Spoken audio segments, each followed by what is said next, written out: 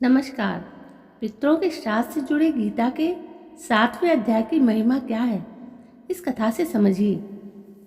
गीता के 7वें अध्याय में पितरों के मोक्ष और मुक्ति से जुड़े सवालों के साथ साथ श्राद्ध और तर्पण इत्यादि से भी जुड़ी कई महत्वपूर्ण बातें बताई गई हैं। गीता के इस 7वें अध्याय की महिमा क्या है और इसका पाठ पितृपक्ष के दौरान क्यों करना चाहिए, चलिए इसे समझते हैं इस कथा के जरिए। कथा के अनुसार पाटलिपुत्र में शंकुकर्ण नामक एक ब्राह्मण रहता था, जिसने बहुत धन कमाया, लेकिन वो ना तो कभी पितरों का तर्पण करता था, ना ही देवताओं का पूजन करता था। एक बार वो ब्राह्मण अपने पुत्रों के साथ यात्रा कर रहा था। मार्ग में आधी रात के समय जब वो सो रहा था तो एक सर्प ने कहीं से आकर उसकी बाह में काट लिया।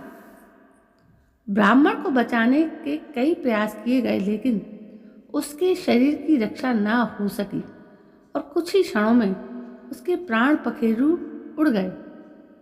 मृत्यु के बाद वो प्रेत बना और फिर बहुत समय के बाद उसका जन्म प्रेत सर्प योनि में हुआ। मरने के बाद और सर्प योनि में जन्म लेने के बाद भी उसका मन धन की वासना में ही बना हुआ था। इसलिए अपने पिछले जन्म में जो धन उसने सुरक्षा हेतु गाड़ रखा था और जिसके बारे में उसने अपने पुत्रों को भी नहीं बताया था, उसकी रक्षा करने वो सर्प के रूप में वहां पहुंच गया।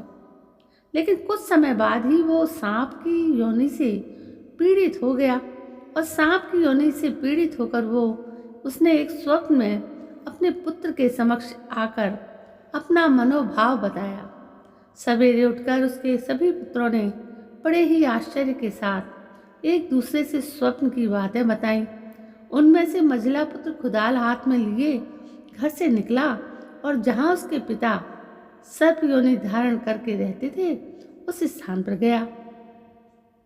हालांकि उसे धन के स्थान का ठीक ठीक पता नहीं था, फिर भी लोभ बुद्धि से उसने वहां पहुंचकर कुछ जगहों पर खोदना शुरू कर दिया।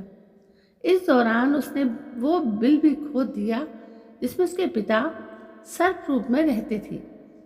जब वो खोद ही रहा था कि तभी एक बड़ा भयानक सांप प्रकट हुआ और बोला, अरे मूर्ख, ये बिल क्यों खोद रहा है? इस पर उसके पुत्र ने कहा कि मुझे रात्रि में देखे हुए स्वप्न से पता चला है कि यहाँ धन गड़ा है, मैं उसे ही यहाँ लेने आया हूँ। इस पर उसके सर्प रूपी पिता बोले, मैं तेरा पिता हूँ और मैं ही तेरे सपनों में आया था। यदि तू मेरा पुत्र है तो मुझे शीघ्र ही इस बंधन से मुक्त कर।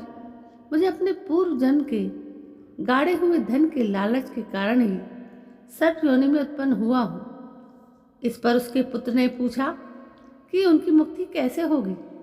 इस पर उसके पिता ने कहा कि मेरे जैसे कर्म है मुझे मुक्त करने में तीर्थ, दान, तप और यज्ञ भी समर्थ नहीं है। केवल गीता का 7वां अध्याय ही प्राणियों की मृत्यु आदि दुखों को दूर करने वाला है। इसलिए मेरे श्राद्ध के दिन गीता के 7वें अध्याय का पाठ करने वाले ब्राह्मण को श्रद्धापूर्वक भोजन कराओ, इससे जरूर मुझे मुक्ति मिल जाएगी। सर्प योनि में जन्मे अपने पिता के ये वचन सुनकर उनके सभी पुत्रों ने उनकी आज्ञा अनुसार गीता के 7वें अध्याय का पाठ करवाया। तब शंकुकर्ण ने अपने सर्प शरीर को त्याग कर दिव्य देह प्राप्त की और सारा धन पुत्रों के अधीन कर मोक्ष को प्राप्त किया। मान्यता है कि गीता के 7वें अध्याय को सुनने मात्र से ही मानव सभी पापों से मुक्त हो जाता है और मोक्ष को प्राप्त होता है। ज्योतिष के अनुसार पितृपक्ष में गीता के 7वें अध्याय का पाठ करने से पितृदोष से भी मुक्ति मिल सकती है। तो दोस्तों, इतना महत्व है गीता के 7वें अध्याय का पितृपक्ष में उसका पाठ करने से। तो दोस्तों, यदि हम चाहें, मात्र 7वां अध्याय ही तो है, पितरों को खुश करना है तो भी और ना ही खुश करना है तो भी, क्योंकि वो तो एक अच्छा काम है। तो दोस्तों, कैसी लगी आपको ये जानकारी? यदि जानकारी पसंद आई हो तो मेरे इस चैनल को सब्सक्राइब करना ना भूलें। और मैं फिर हाजिर होती हूँ नई कहानी के साथ। तब तक के लिए जय हिंद, वंदे मातरम।